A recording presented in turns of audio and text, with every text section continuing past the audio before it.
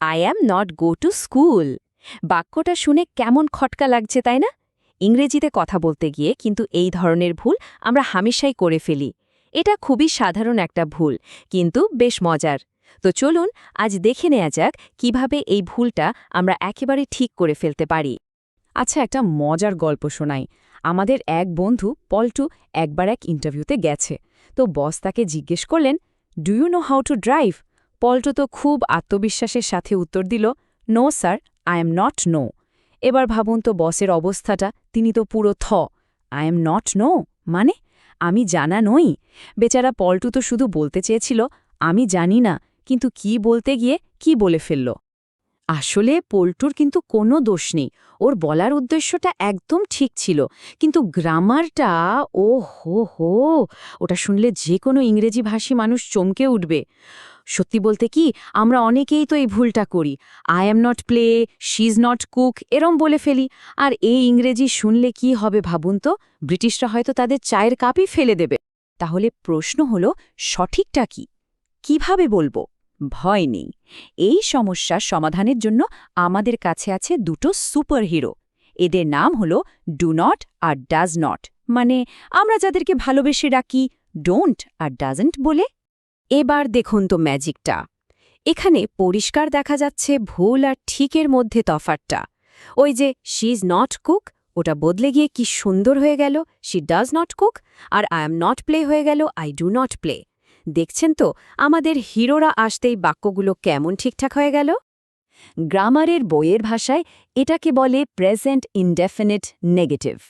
নামটা শুনে কঠিন মনে হলেও ব্যাপারটা কিন্তু খুবই সোজা।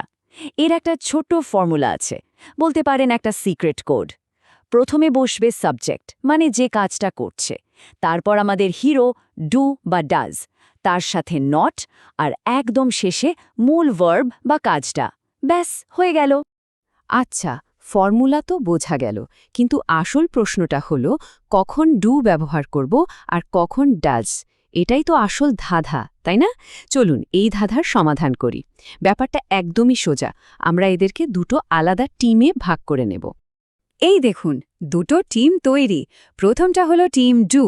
এই টিমের প্লেয়াররা হলো আই, ইউ, উই, দে আর যে কোনো প্লুরাল, মানে একাধিক লোক বা জিনিস, যেমন দ্য বয়েজ। আর দ্বিতীয় টিমটা হলো টিম ডাজ। এই টিমে কারা আছে? হি, শি, ইট আর যে কোনো একজন, মানে সিঙ্গুলার, যেমন রাম বা দ্য ক্যাট। ব্যাস এই দুটো টিমকে চিনে রাখলেই কিন্তু অর্ধেক কাজ শেষ। তারপরেও যদি টিমগুলো গুলিয়ে যায়, কোনো চিন্তা নেই, আমার কাছে একটা দারুণ মজার কৌশল আছে এটা মনে রাখার জন্য। এই কৌশলটার নাম হলো নোজি আন্টি, বা আমাদের পাড়ার সেই উৎসাহী কাকিমা কৌশল। ভাবুন তো, এই ডাজ হলো পাড়ার সেই কাকিমার মতো, যিনি সবসময় একা লোকের ব্যাপারে একটু বেশি উৎসাহ দেখান।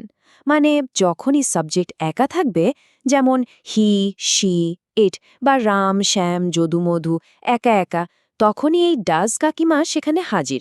সোজা কথায়, একা কাউকে দেখলেই কাকিমা চলে আসেন নাক গলাতে। কিন্তু যখনই অনেকে একসাথে থাকে, মানে যখন সাবজেক্ট আই, ইউ, উই বা দে হয়, তখন কিন্তু ওই কাকিমার পাত্তা পান না, মানে ভিড় দেখলে তিনি আর আসেন না।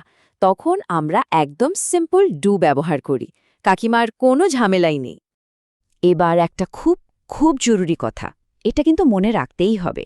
ওই যে ডাজ কাকিমা, তিনি শুধু নাকই গলান না, তার আর একটা অভ্যাস আছে, তিনি খুব পেটুক। বাক্যে আসা মাত্রই তিনি ভার্বের সাথে লেগে থাকা এস বা ইএসটা টপ করে খেয়ে ফেলেন। এই উদাহরণটা দেখলেই ব্যাপারটা জলের মতো পরিষ্কার হয়ে যাবে। আমরা বলি হি গোজ, কিন্তু যেই নেগেটিভ করতে গিয়ে ডাজ এলো, অমনি গোজের ইএস গায়েব হয়ে গেল he does not go. Does এসে ইএসটা খেয়ে ফেলেছে। একইভাবে শি লাইকস টি হয়ে যায় শি ডাজন্ট লাইক টি, লাইকসের এস আর নেই। তো এত সব গ্রামার তো শিখলাম, কিন্তু এগুলো বাস্তবে আমাদের রোজকার জীবনে কোথায় কাজে লাগবে? চলুন সেটাই এবার দেখে নিই। ধরুন অফিসে আছেন আর আপনার ল্যাপটপটা হঠাৎ করে কাজ করা বন্ধ করে দিল। তখন কি বলবেন? খুব সহজ আর স্মার্টলি বলতে পারেন, ইট ডাজন্ট ওয়ার্ক। দেখুন, ইট একা, তাই ডাজ কাকিমা চলে এসেছেন। কিংবা ধরুন কাউকে বারবার করে কিছু বলছেন, কিন্তু সে শুনছেই না। তখন তো রাগ হয় তাই না? সেই বিরক্তিটা ইংরেজিতে প্রকাশ করার জন্য বলতে পারেন he doesn't listen to me. এবার ধরুন কোনো রেস্টুরেন্টে খেতে গেছেন, সবাই খুব ঝাল খাবার অর্ডার করছে, কিন্তু আপনি ঝাল খেতে পারেন না, তখন সহজ করে বলতে পারেন I don't like spicy food.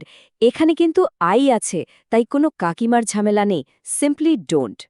মনে করুন আপনার কয়েকজন বন্ধুকে এক জায়গায় আসতে বলেছেন, কিন্তু তারা পথ হারিয়ে ফেলেছে। আপনাকে কেউ জিজ্ঞাসা করল ওরা আসছে না কেন?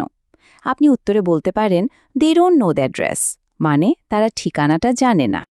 আর এই বাক্যটা তো আমাদের প্রায় কাজে লাগে। ধরুন খুব ব্যস্ত আছেন, একটা জরুরি কাজের মাঝখানে কেউ এসে কথা বলতে চাইল, তখন খুব ভদ্রভাবে তাকে বলতে পারেন sorry we don't have time right now. তো আজকের আলোচনা প্রায় শেষের দিকে যাওয়ার আগে চলুন যা যা শিখলাম সেগুলোকে এক ঝলকে আবার দেখে নিই। আর হ্যাঁ, শেষে কিন্তু একটা ছোট্ট চ্যালেঞ্জও থাকছে। তাহলে মূল কথাগুলো কি কি? ১. কোনো কাজ বা অভ্যাস না বোঝাতে আমরা ডোন্ট বা ডাজন্ট ব্যবহার করব। ২. টিম ডোন্টে আছে আই, ইউ, উই, দে। আর টিম ডাজন্টে আছে হি, শি, ইট আর যে কোনো একা নাম, মানে আমাদের নোজি আন্টির এলাকা। আর ৩. সবচেয়ে জরুরি কথা, ডাজন্ট কাকিমা এলে ভার্বের এস বা ইএস হাওয়া হয়ে যাবে। এবার তাহলে চ্যালেঞ্জের পালা। এই বাংলা বাক্যটার ইংরেজি কি হবে? আমার বন্ধু মিথ্যা বলে না। ভাবুন তো, আমার বন্ধু মানে মাই ফ্রেন্ড, সে তো একা, তাই না? তাহলে কোন হিরো আসবে, ডোন্ট না ডাজন্ট? আর ভার্বের সাথে কি এস থাকবে? উত্তরটা মনে মনে তৈরি করে ফেলুন। আশা করি আজকের পর থেকে ইংরেজিতে না বলাটা আপনাদের কাছে জলের মতো সোজা হয়ে যাবে।